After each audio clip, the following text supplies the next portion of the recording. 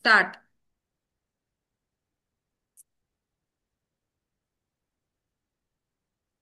Voice రావట్లేదు. మా నాన్నగారి పేరు మనోహర్. మా గురుగారి పేరు సుధావాణి గారు. నేను ఇప్పుడు 9వ అధ్యాయం చాప్టర్ టెస్ట్ ఇవ్వబోతున్నాను. ఓం శ్రీ పరమాత్మనే నమః. అథ నవమోऽధ్యాయः. రాజవిద్యా రాజగుహ్య యోగः.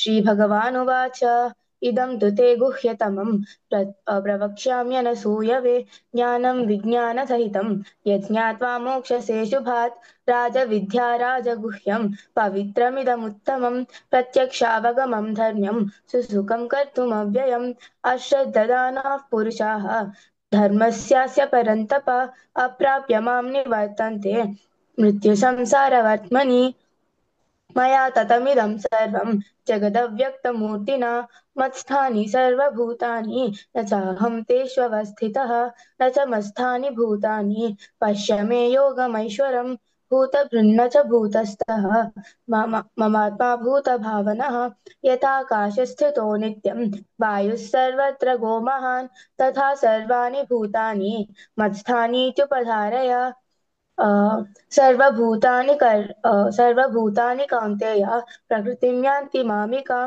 कल्पक्षये पुनस्तानि कल्पादौ विसृजाम्यहं प्रकृतिं स्वामवष्टभ्य विसृजामि पुनः पुनः भूतग्राममिमं कृत्स्नम् अवशं प्रकृतेर्वशात्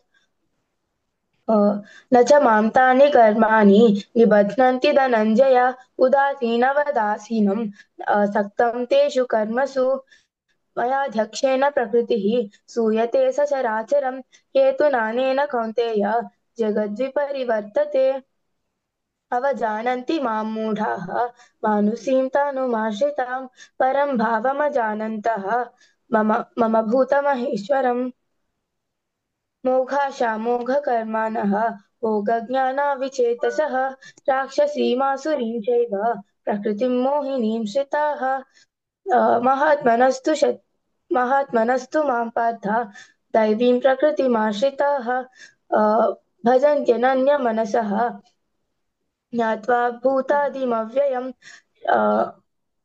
सततं कीर्तयन्तो मां यन्तश्च दृढव्रताः नमस्यन्तश्च मां भक्त्या नित्ययुक्ता उपासते ज्ञानयज्ञेन चाप्यन्ये यजन्तो मामुपासते एकत्वेन पृथक्त्वेन बहुधा विश्वतो मुखम् अहं क्रतुरहं यज्ञः स्वदाहमहमौषधं मन्त्रोऽहमहमेवाद्यम् अहमग्निरहं हुतम् पिताहमस्य जगतः माता धाता पितामहः वेद्यं पवित्रमोङ्कारः ऋक्सामयधुरेव च गतिर्भर्ता प्रभुः साक्षी निवासशरणं सुहृत् प्रभवः प्रलयस्थानं निधानं बीजमव्ययं तपाम्यहमहं वर्षं निगृह्णामृत्युजामि च अमृतं चैव मृत्युश्च सदसच्चाहमर्जुन त्रैविद्या मां सोपमाः पूतपापाः यज्ञैरिष्ट्वा स्वर्गतिं प्रार्थयन्ये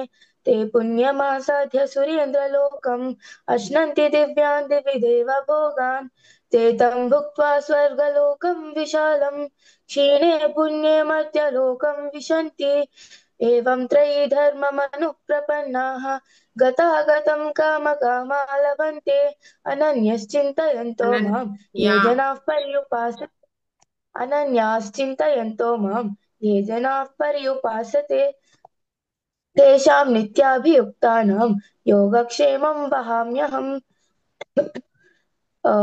येऽप्यन्यदेवता भक्ताः यजन्ते श्रद्धयान्विताः तेऽपि मामेव कौन्तेय यजन्त्य विधिपूर्वकम् अहं हि सर्वयज्ञानां भोक्ता च प्रभुरेव च न तु मामभिजानाति तत्त्वेनात्यश्च वन्ति ते यान्ति देवव्रता देवान् पितॄन् यान्ति पितृव्रताः भूतानि यान्ति भूतेज्याः यान्ति मद्याजिनोऽपि मां पत्रं पुष्पं फलं तोयं यो मे भक्त्या प्रयच्छति तदहं भक्त्युपहृतम् अश्नामि प्रयतात्मनः यत्करोषि यदश्नासि यज्जुहोषि ददासि यत् यत्तपस्यसि कौन्तेय तत्कुरुस्व मदर्पणम् शुभाशुभफलैरेवं मोक्षसे कर्मबन्धनैः संन्यासयोगयुक्तात्मा विमुक्तो मामुपश्यसि समोऽहं सर्वभूतेषु न मे द्वेष्योऽस्ति न प्रियः ये भजन्ति तु मां भक्त्या मयि ते तेषु चाप्यहम् अपि चेत् सुदुराचारः भजन्ते न मामनन्यभाक् साधुरेव च मन्तव्यः सम्यग् व्यवसितो हि सः क्षिप्रं भवति धर्मात्मा शाश्वत शान्तिं निगच्छति कौन्तेय प्रतिजानीति न मे भक्तः प्रणश्यति मां हि पार्थव्यपाश्रित्य अ, मां हि पार्थव्यपाश्रित्य येऽपि स्युः ఏపిస్యు पापयोनयः प्रियो वैश्यस्तथा शूद्राः तेऽपि यान्ति परां गतिम् किं पुनर्ब्राह्मणः पुण्याः भक्ता राजश्रयस्तथा अनित्यमसुखं लोकम् इमं प्राप्य भजस्व मां मन्मना भव मद्भक्तः मन्मना भव मद्भक्तः मद्याजी मां नमस्कुरु मामे वैश्यसि युक्त्वैवम् आत्मानं मत्परायणः ॐ तत्सदिति श्रीमद्भगवद्गीतासु उपनिषत्सु ब्रह्मविद्यायां योगशास्त्रे श्रीकृष्णार्जुनसंवादे राजविद्या राजगुह्ययोगो नाम नवमोऽध्यायः। 11th శ్లోకం ఒకసారి చెప్పినానా శరదృతి? 11th అంటే అవజానంతి అది చెప్పు ఒకసారి. అవజానంతి अवजानन्ति मां మాము. मूढा अवजानन्ति मां मूढाः मानुषीं तनुमाश्रितं ఆ परं ఇదే ఇప్పుడు ఇందాక भावमजानन्तः। మాశ్రితం అనాలి, ఇందాక మాశ్రితాం అన్నాం, అదొకటి. 13th శ్లోకం కూడా చెప్పు ఒకసారి. మహాత్మానస్. महात्मा महात्मानस्तु महात्मानस्तु मां पार्थ दैवीं प्रकृतिमाश्रिताः ఇక్కడ కూడా भजन्ते ఇందాక नन्यमनसः। మహాత్మానస్తు అనుకున్నా, మహాత్మానస్తు అన్నాం అక్కడ ఒకటి.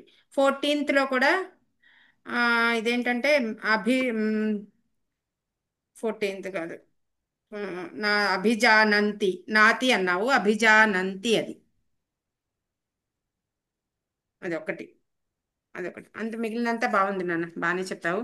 కొంచెం ఒకటి రెండు కరెక్షన్స్ ఏంటంటే మహాప్రాణాలు కొంచెం లైట్ చేసేసావు, కొంచెం ఇంకొంచెం గట్టిగా చెప్పాలి ఒకటి రెండు చోట్ల.